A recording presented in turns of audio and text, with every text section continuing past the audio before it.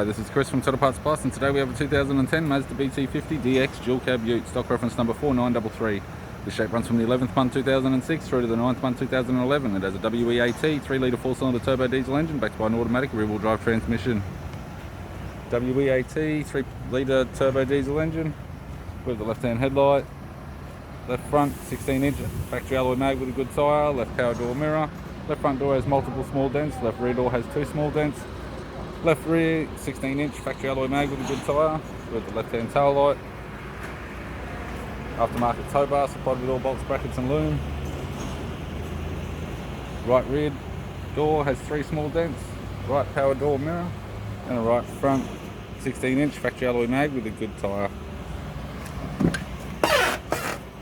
With the driver's side door trim, power window master switch. This vehicle is fitted with black cloth interior.